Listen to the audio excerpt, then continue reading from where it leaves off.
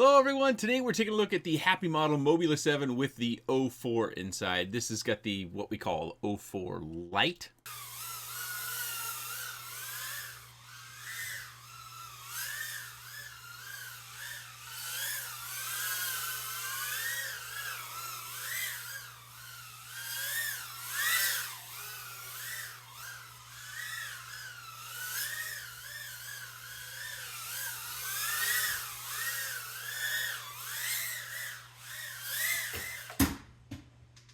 This has been a long time coming, and it could be a fairly lengthy video, so hopefully you have a favorite beverage handy nearby, because I got the first one clear back in January. It was a prototype before they had the mold for the canopy, and then I broke my arm, and then we had snow, but so finally I'm getting around to all the flights that I have been taking on over the course of the last 65 days or so. The motors are RS1102 at 10,000 kV, and they do have a 1.5 millimeter shaft on those. And the prop that goes around that shaft is the HQ 45 millimeter tri-bladed prop. The flight controller is the Crazy F405 HD with Express LRS built right into it. And of course we have the O4, what we're calling the O4 Lite, which is the smaller camera, as well as the transmission board. It weighs just over 38 grams. So these batteries all fit the best in the battery tray that we have down here. These are a little bit sloppy, and look at that blast from the past. No one's going to have those anymore. These down here, they don't really fit. You could possibly jam them in, but I'm worried you're going to damage the USB port on the bottom of the flight controller, or at the very least, you're going to have to soften up the battery holder in order to jam them in, maybe using a heat gun or something like that. But so we're just going to stick with weighing the ones that I flew primarily, which are these three and the Nanotech up here. With the GNB 550, it weighs 66.7 grams. With the green label of this same size of battery from GNB, it weighs 66.79 grams. The 530 weighs 64.43 grams. And with the 300 milliamp 2S Nanotech battery, it weighs 55.94 grams. And motor post to motor post, I'm getting right about 80 millimeters. And the canopy weighs 0.89 grams. They use 10 millimeter screws to mount the flight stack down. One weighs 0.07 grams, and all four weigh 0.29 grams. And it does come with an extra set of props. And that's it, no stickers. Of course, we're gonna start with an outside flight. Now, I have to warn you, the flight audio is gonna get out of sync. I thought I had a fix for this.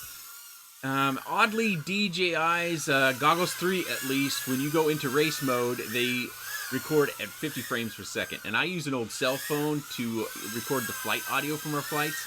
And then I blend that in, using a sync clap like they do in movies, or at least, kind of what we think of in movies. But I thought I had a fix for that. I downloaded the camera app that would record at 50 frames per second. I tinkered with that, so I decided to synchronize the flight audio at the beginning of the flight. And this flight is going to go on for a long time.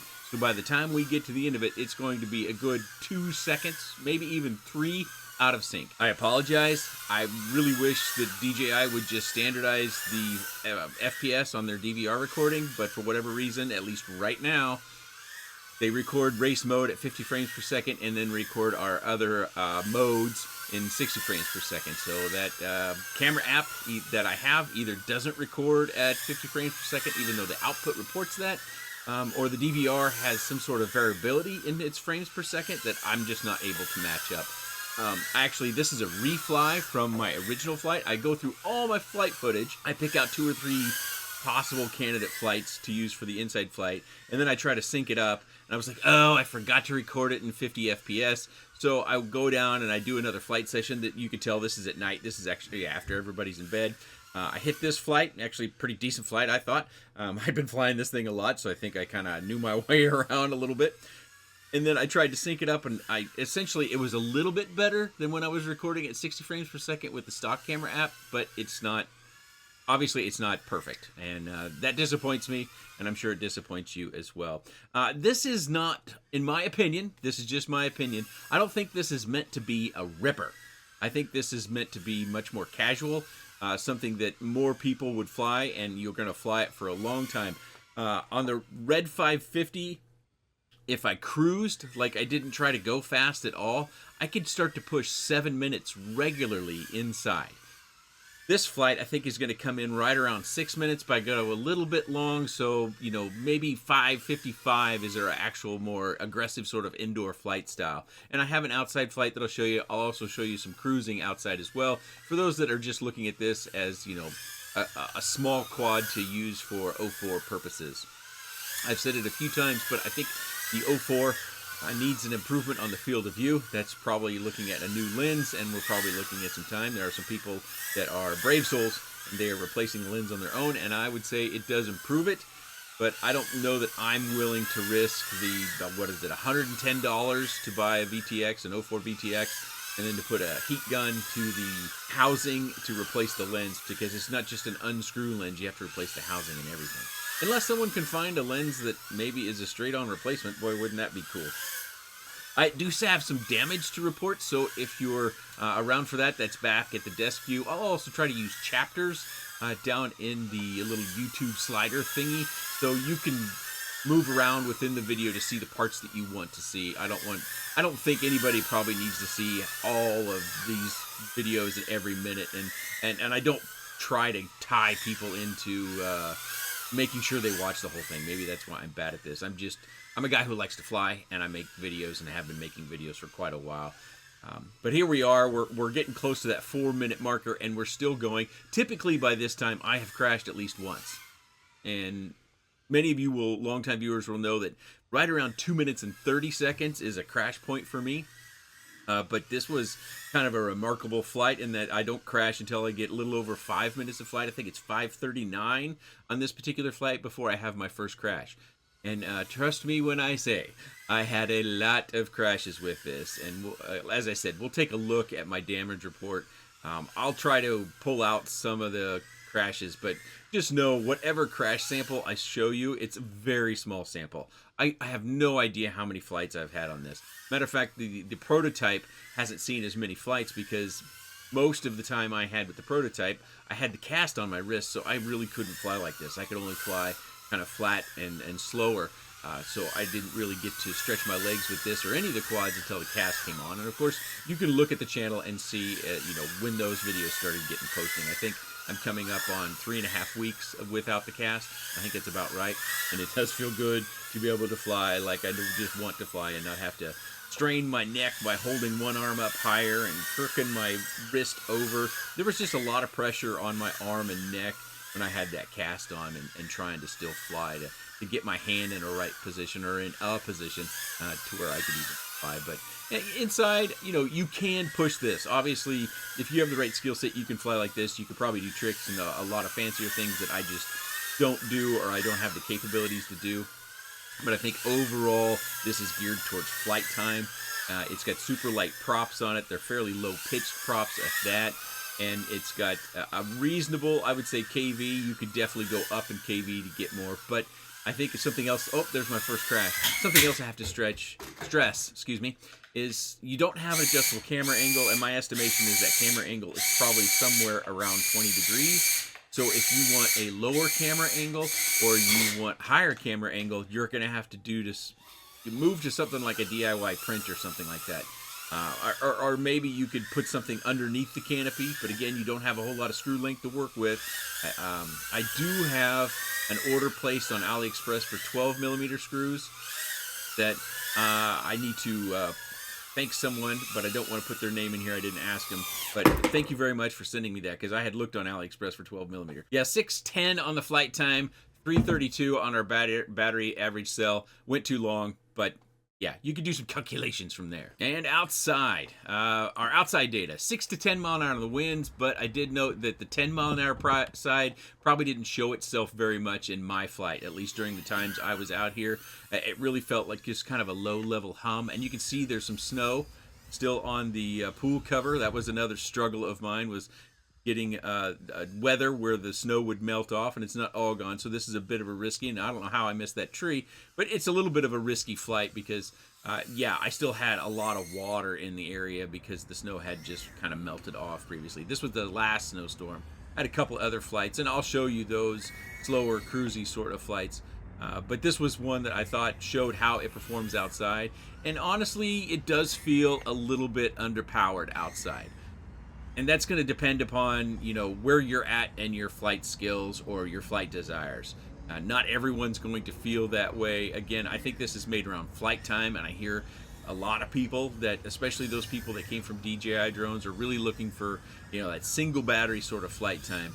And many of us that are maybe are old curmudgeons, or we've just been around a while and we started FPV, 8, 9, 10 years ago, we're not too fussed with having to change our batteries out. But there are a segment of the market that wants to just go out, plug in a battery, and go for a good long fly. They're used to 15 to 20 minutes on those DJI camera drones, and they want something smaller, and I don't fault them for that, for anything that gets them involved inside the traditional world of FPV. I'm for it.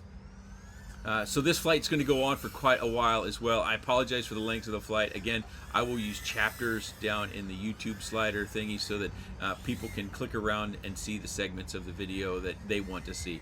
Technically, you can always see the segments you want because you're in control. This is all pre-recorded stuff, and YouTube doesn't force you to watch the whole video.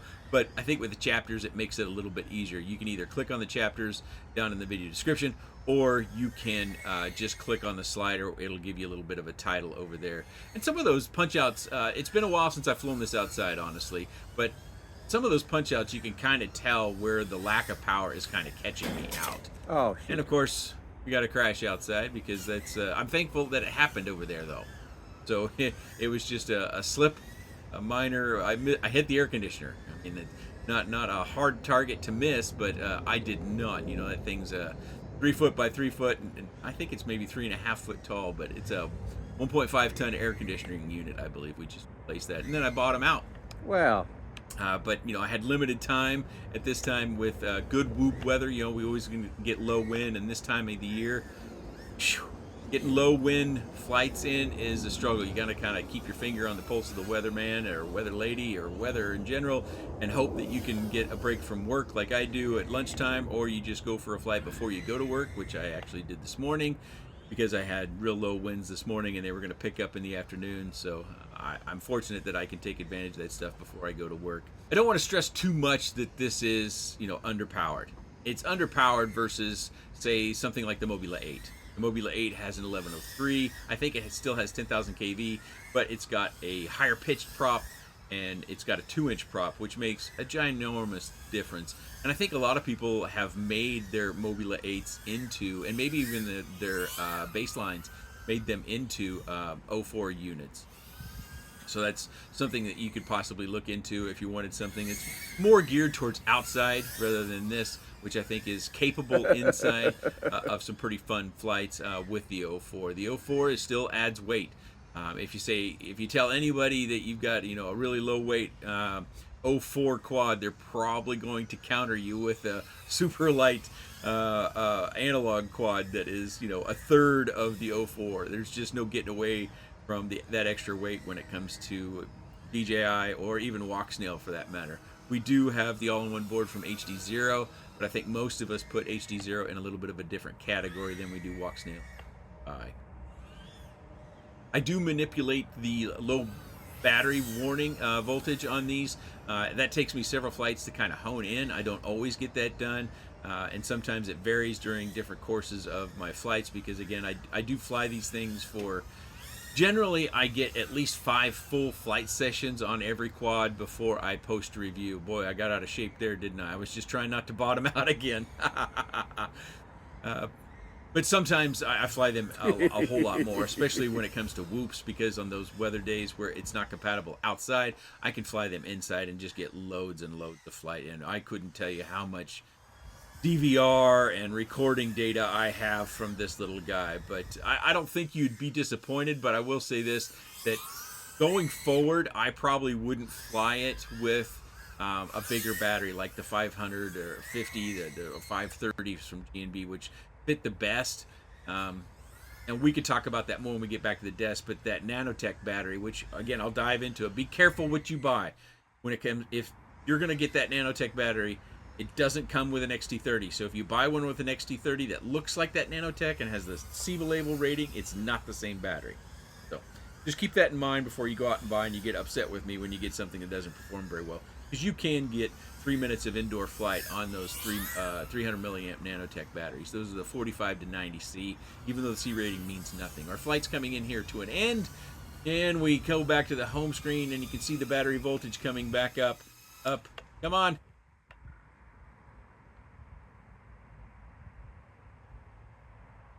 And we do eventually get just above 3.5 volts per cell at 5:48 on our flight time. This is our outside flight. I'm going to start off with the DVR to show you that I do have Rocksteady turned on, because that's one of the things with this 04 that we've seen is we've seen a lot of jello in our onboard recording. Onboard meaning on the actual board, the VTX within the quad. Weather data for this flight, it's actually fairly windy, 8 to 12 miles an hour, and according to my notes, along with all that snow that you see, it did feel like it was, hitting that 12-mile-an-hour marker every now and again. And I think when we fly towards the sun, where I see kind of the movement or the less than stable footage is up top, but I'm got older eyes. You might see it in other places, but I do want to point that out, that I see it especially when we're flying towards the sun in the upper portion of the screen. But if you compare this to the Meteor 75, at least in my experience, I think this video is more stable than what I got out of the Meteor 75 after making some changes to the Meteor 75 to help stabilize that footage a little bit. This is with Rocksteady on. To keep that in mind as well, you can always turn Rocksteady off, and then you get the gyro data with the recording, and you can pass that through GyroFlow.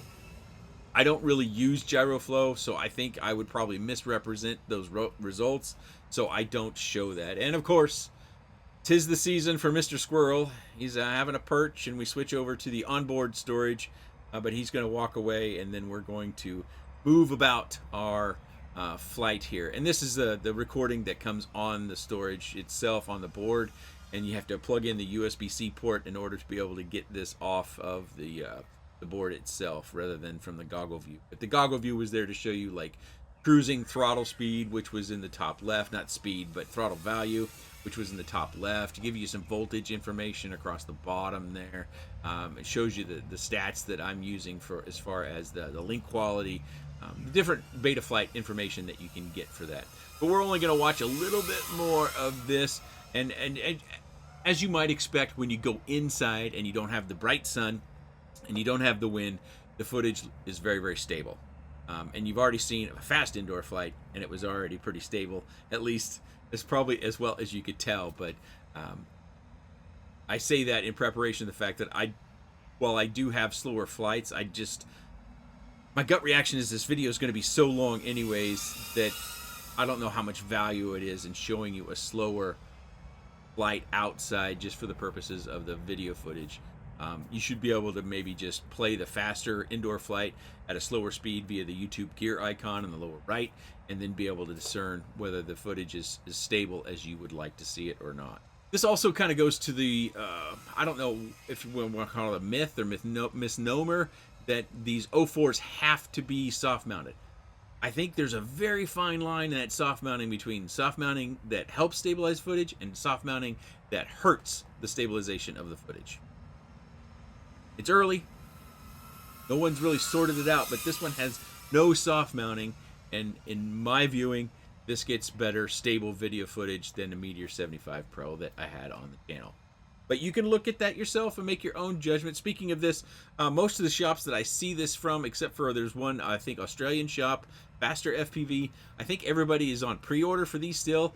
One of the things that I think has been holding these up is 04 production has been slow, or it just hasn't gotten to the manufacturers to where they could throw these in the quads. I've gotten many questions about several of the quads that we've had on the channel, and actually, are they shipping? Well, I don't have any inside knowledge. I don't communicate about business practices with these companies at all. They say, we have a product, would you like to review it?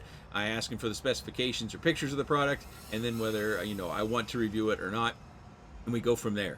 From that point on, it's kind of radio silence for me, and then I post the review. Whenever I post the review, I don't go back and asking them, when are these shipping, or check on this order. I don't do any of that stuff. I simply decide whether I'm going to review something, and then I move forward with the review after that. So everything else is kind of in their ball. So if you've got an order in, and you're waiting for that thing to ship, or you've got some tracking and it's not moving yet, best to reach out to the company, because I'm just not going to be able to provide you anything that's other than an opinion.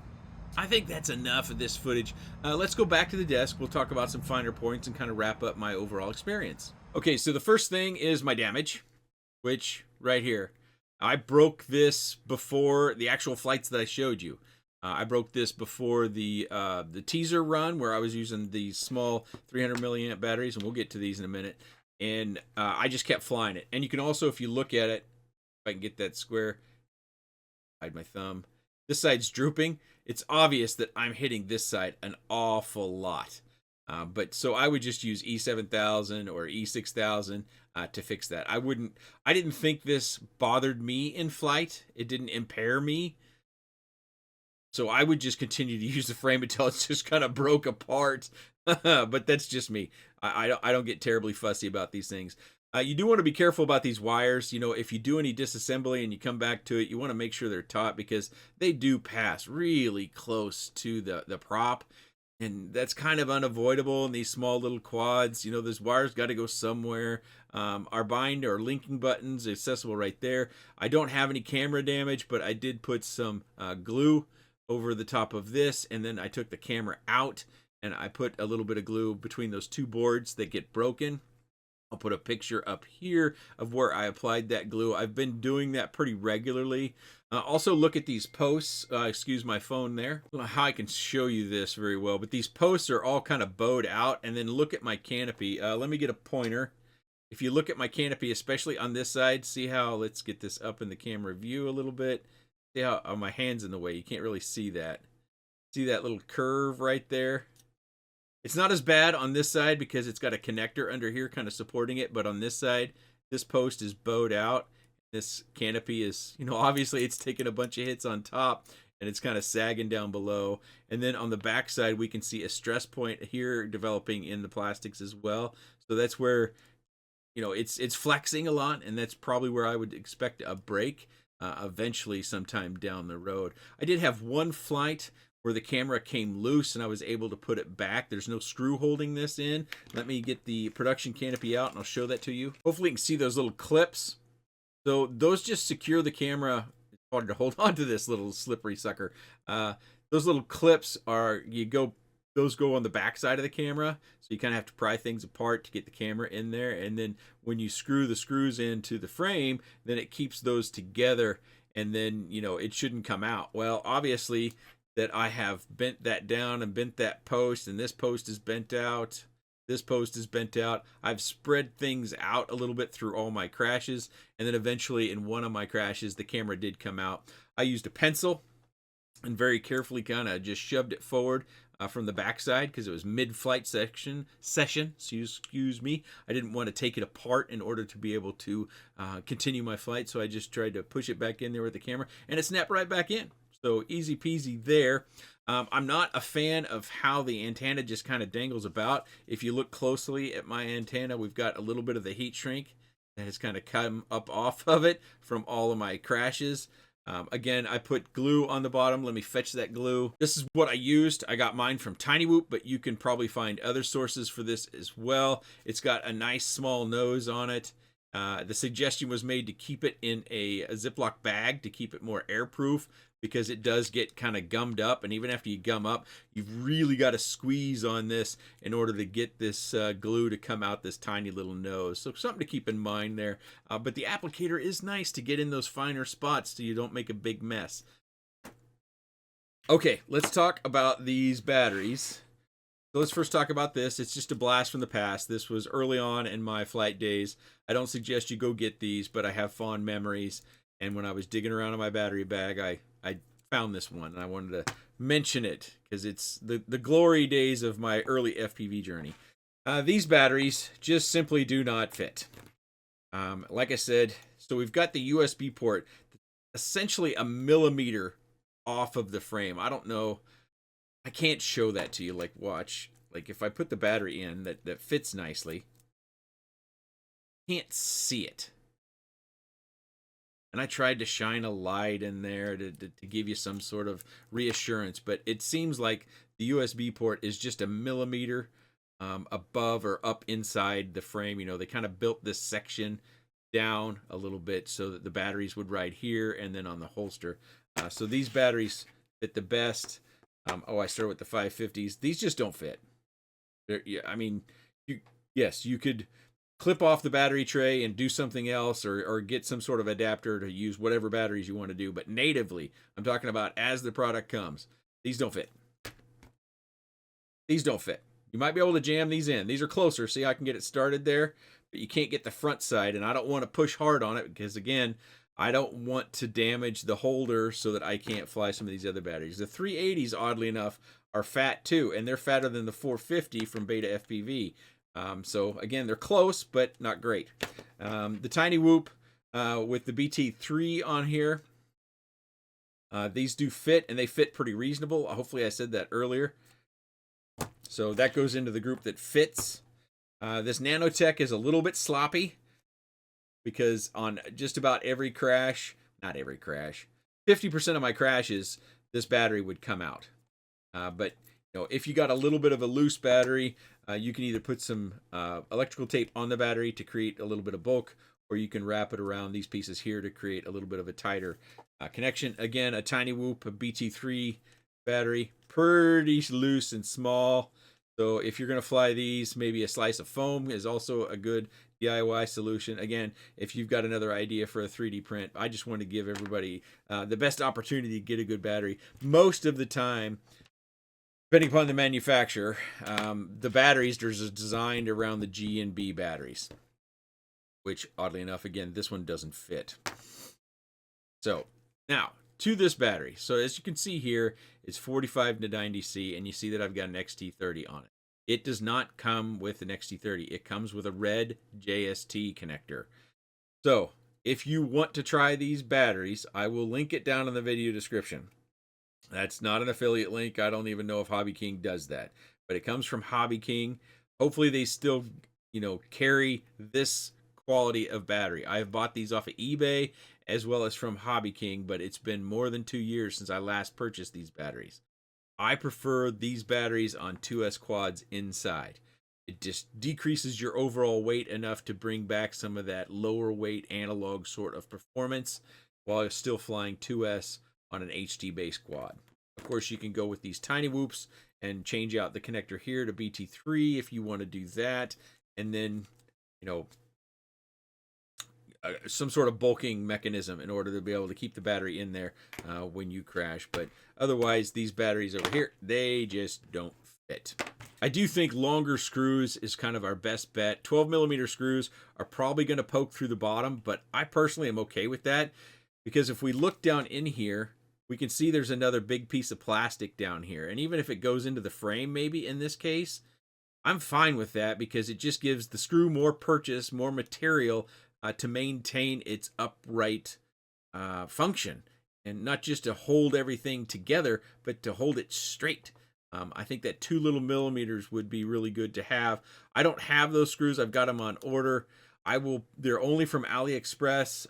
Thank you to the kind viewer who sent me the tip that they had located them, because I had looked before, but they found them. They did a better job of using the search mechanism, I suspect.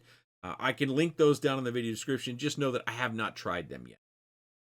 Those might be good ones to use on various sorts of HD base quads, but I'm not trying to push you towards them, nor am I giving any sort of reassurance that they're going to work like I think they're going to work, because I haven't tried them yet, and I don't tend to suggest anyone else purchase things that I haven't tried myself and can actually recommend. That is the Happy Model Mobula 7 with the 04. And I think the final question that people might have is this or something else. Well, the something else, I can only compare it to the Meteor 75 Pro, which I think is in the same category. I know we had a 40mm prop, but it wasn't prop protected on the channel. So I have to go on what I have actually flown. And for me, I would choose this along with that Nanotech. I think the 75 Pro, I'm not a fan of that canopy. I think there's too much flexibility in that canopy, as well as all the soft mounting that's in there. I think that is going to be problematic in keeping all that soft mounting attached to the mount points internally to that camera mount. as well as I thought the video out of this was at the very least just as good after I had made improvements to the Meteor 75 Pro, if not better out of the box. So if you're asking me this or the Meteor 75 Pro, I think this. So let's see if I can recap this succinctly here. For indoor and outdoor, equal amount of flights, Mobula 7 HD with the O4. If you're more geared towards outdoor but want a little bit of indoor, Meteor 75 Pro. If you're just going to go outdoor but you're wanting prop protection still for safety and security, then I would, and you still want something small, I would go FlyLens 85 HD. There, I think I wrapped it up okay. If you do have any comments, questions, suggestions, or otherwise, please let me know in the comment section below. I appreciate your time. And thanks for watching.